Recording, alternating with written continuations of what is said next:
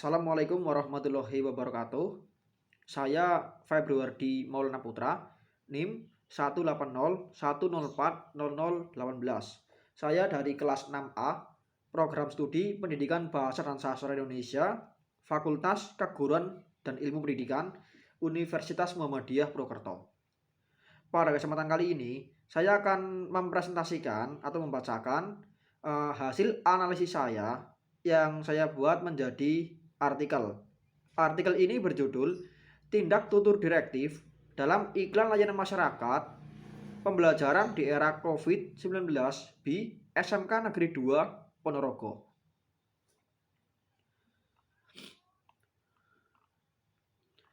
Kita masuk ke pendahuluan.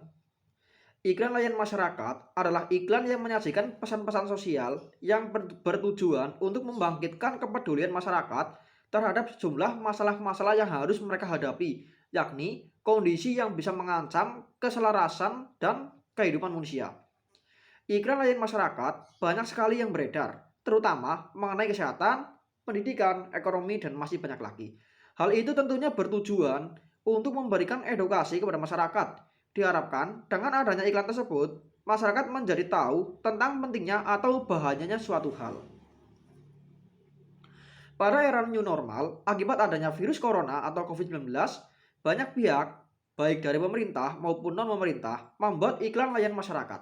Hal itu tentunya bertujuan agar masyarakat yang melihat mendapatkan pesan yang ada dalam iklan tersebut, sehingga bisa menjaga diri dari adanya virus corona dan dapat mengikuti kehidupan baru di era new normal. Pada penelitian ini, penulis akan berfokus pada tindak tutur direktif dalam iklan layanan masyarakat. Hal tersebut tentunya dikarenakan setiap iklan layanan masyarakat pasti memiliki tindak tutur direktif agar pemirsa atau orang yang melihatnya melakukan suatu hal. Tindak tutur direktif ini dapat berupa perintah, nasihat, permintaan, pemberian izin, dan larangan. Kita masuk ke dalam teori. Pada penelitian ini, peneliti menggunakan teori pragmatik. Apa itu pragmatik? Seorang filosof dan ahli logika, Carnap pada tahun 1938 menjelaskan bahwa pragmatik mempelajari konsep-konsep abstrak. Pragmatik mempelajari hubungan konsep yang merupakan tanda. Seperti itu ya. Lanjut pada teori yang kedua, yaitu tindak tutur. Apa itu tindak tutur? Tindak tutur merupakan bagian ilmu pragmatik yang dengan mempelajarinya akan diketahui bahwa ketika seseorang mengungkapkan suatu tuturan, hal tersebut juga bertujuan untuk melakukan suatu tindakan tertentu. Tindak tutur ini dibagi menjadi 3. Yang pertama, tindak tutur lokusi. Yang kedua, tindak tutur perlokusi. Dan yang terakhir ada tindak tutur ilokusi. Kita akan berfokus pada tindak tutur ilokusi. Tindak tutur ilokusi yaitu menurut Austin dalam Rustono pada tahun 1999 halaman 37 menjelaskan tindak tutur ilokusi adalah tindak tutur yang mengandung maksud dan fungsi atau daya tuturan. Nah, sudah saya jelaskan di awal tadi, tindak tutur ilokusi kan ada salah satunya itu direktif. Nah, sebenarnya tindak tutur ilokusi ini dibagi menjadi 5, yaitu tindak tutur komisif, tindak tutur representatif, yang ketiga ada tindak tutur direktif, yang keempat ada tindak tutur ekspresif, dan yang kelima ada tindak tutur deklaratif. Namun pada penelitian ini, peneliti hanya berfokus pada tindak tutur direktif. Apa itu tindak tutur direktif? Tindak tutur direktif merupakan bentuk tuturan yang dimaksudkan membuat pengaruh agar mitra tutur melaksanakan tindakan tertentu. Menurut Rahardi pada tahun 2003, halaman 73. Kemudian, tindak tutur direktif ini dibagi menjadi 6. Yang pertama, perintah. Yang kedua, nasihat. Yang ketiga, pertanyaan. Yang keempat ada permintaan. Kelima, larangan. Dan yang terakhir adalah pemberian izin.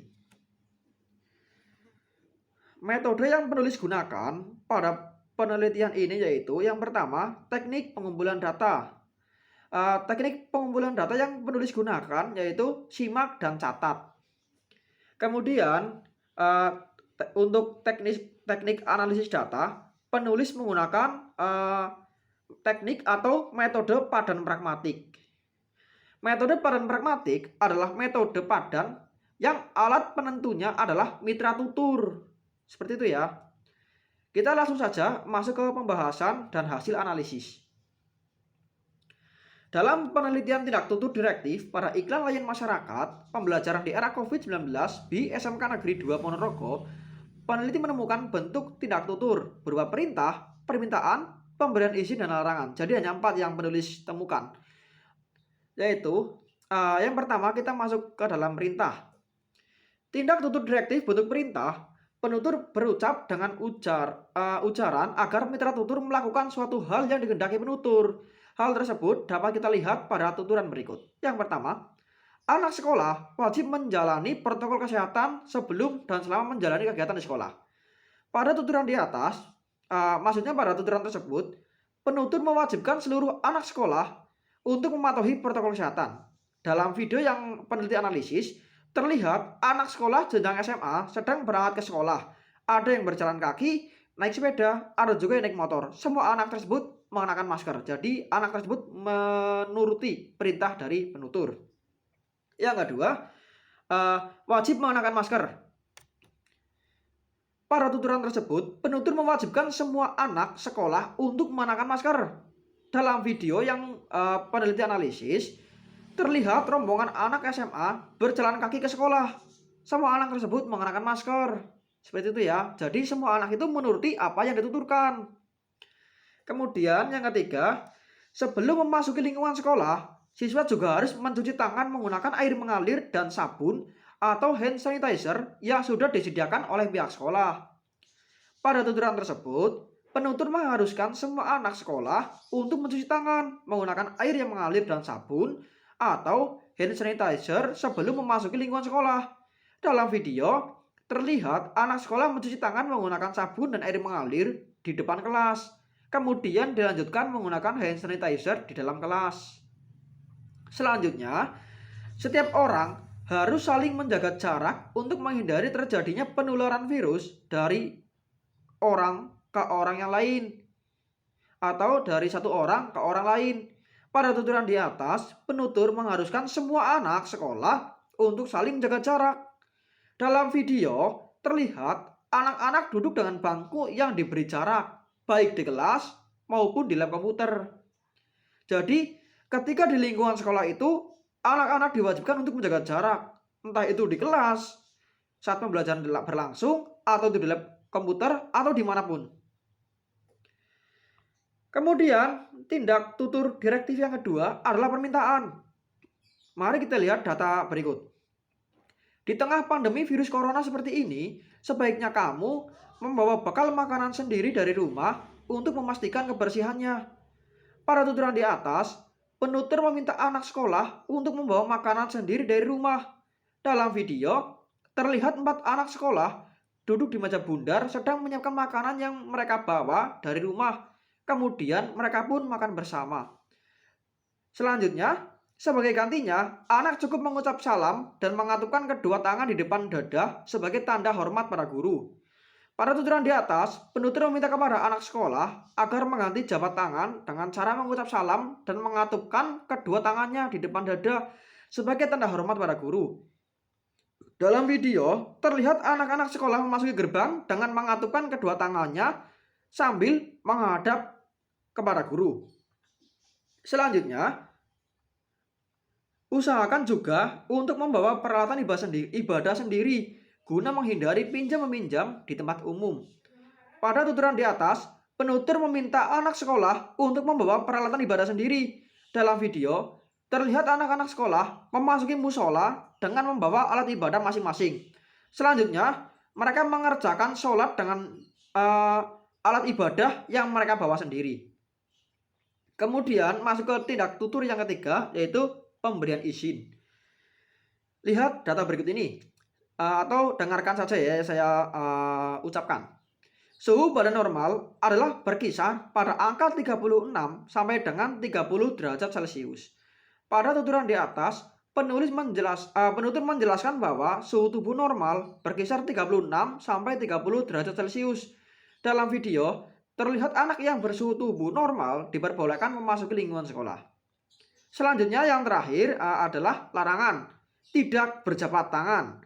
Pada tuturan di atas, penutur melarang anak sekolah berjabat tangan. Dalam video, anak-anak sekolah tidak ada satupun yang berjabat tangan. Namun, mereka saling mengatupkan kedua tangan di depan dada. Jadi, mereka juga mematuhi larangan yang diberlakukan di sekolah. Kita masuk dalam kesimpulan. Kesimpulannya, dalam penelitian tindak tutur dalam iklan layanan masyarakat pembelajaran di era COVID-19 di SMK Negeri 2 Ponorogo, ditemukan 4 jenis tindak tutur direktif. Keempat jenis tindak tutur direktif tersebut adalah perintah, permintaan, pemberian izin, dan larangan. Keempat tindak tutur direktif tersebut bertujuan agar pemirsa atau penonton video melakukan hal yang disampaikan, yaitu menjalani protokol kesehatan di sekolah. Ya, cukup sekian yang dapat saya sampaikan. Kurang lebihnya mohon maaf. Terima kasih atas perhatiannya. Wassalamualaikum warahmatullahi wabarakatuh.